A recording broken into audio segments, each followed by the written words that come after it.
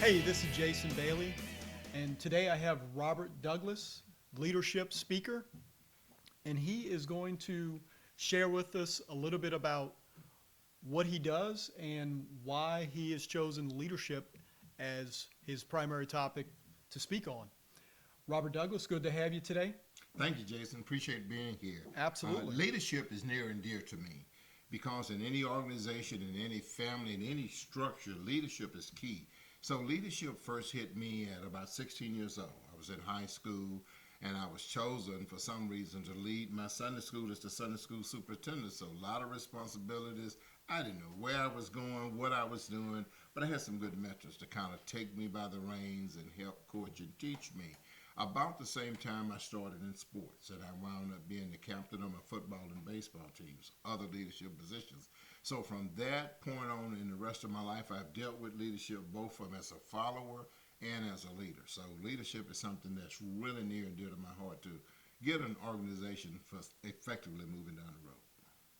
Very good. And uh, you also were in the military. Could you Yes, speak sir. about that? Yes, sir. So when I went through college, I majored in engineering, but I also was part of the ROTC program. So in 1978, when I finished college, I also was commissioned as a second lieutenant in the Army. And what I did, I took a reserve commission, which means that I came out and worked as a civilian, and I was what was called a weekend warrior, or going to drills every month and going off to summer camps to do training. As it turns out, in 28 years of the military, I had an opportunity to go to Iraq twice, both in Desert Storm and in Iraqi Freedom in 2003. Very eye-opening experiences for me. A lot of good leadership there between watching and between being a leader. And in 2004, I retired as a lieutenant colonel, 20 years service, 2 tours in Iraq. Well, definitely appreciate your service. What's one thing you wish you would have known when you begin your career? The one thing I wished I'd have known was how to effectively utilize integrity. Integrity is something I talk about as one of the critical leadership skills, and here's what I mean by that. Integrity encompasses a lot of things, but I look at three key things within the armpits of integrity. And one is you always want to shoot straight with people, tell the truth to get your credibility with whomever you're leading. That's one aspect of integrity. The second part of integrity is being sure you treat everyone the same. Don't do anything for one person you won't do for the other, or have picks, if you will. That can really throw your morale down here. But the third thing is in integrity is shooting straight with people. And here's what I mean by that. And I saw this in the corporate world. I worked in the corporate world for about 38 years. There were supervisors who would tell people what they wanted to hear versus what they needed to hear. And the person would leave their office thinking they're really doing a good job, they don't need any improvement. And what they would do is go out there and do the same poor job they had done before. Now, had that leader or that supervisor had integrity, they would have shared with the person where their downfalls are so they could improve and go Sure, out. sure. But a person can't improve if we don't tell them. So that's the pieces of integrity I wish I had known early and upfront. Yeah, you can't improve what you don't know. That's right. And you would be surprised, Jason, at the number of people who are, for lack of a better word, blown smoke at to say that they're walking water, jumping buildings in a single bound, only to find out when they get their raises or their ranking, it doesn't match what they were told in their review session. What is your biggest failure and what did you learn from it?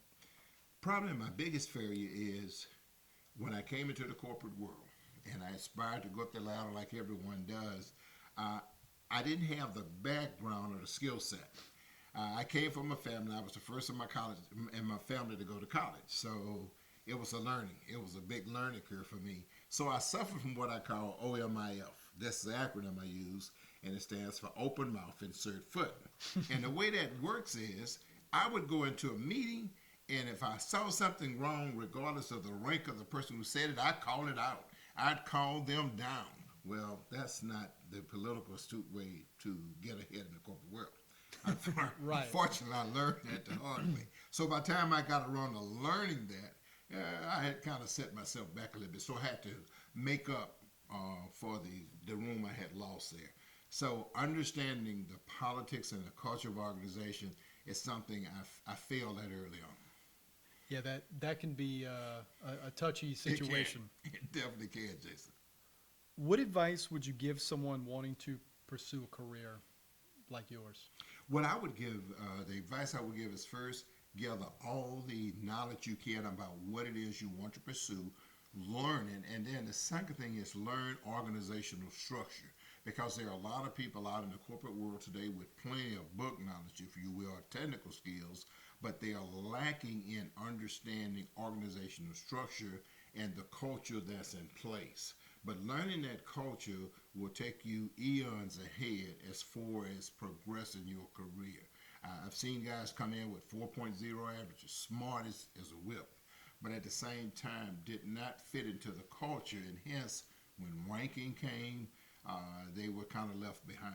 Would you also say emotional intelligence would play a big role in that as Yes, well? no, exactly, Jason. You hit it on the head. Emotional intelligence is probably one of the bigger nails in that tool set of trying to learn the culture.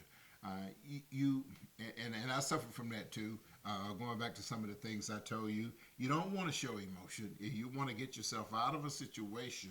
If it's a situation where you really need to show emotion, get to the bathroom, but get out of that crowd so that your emotions are contained primarily within yourself, because having a lot of emotions, if you're looking for progressing yourself as a leader, it's a downfall to you. People want people who are stable, who can deal with all kind of situations and are more stoic than emotional. Now there is a phenomenon out there called compassionate leadership that gets into some of that, but still the emotional piece you want to try to keep down as much as possible.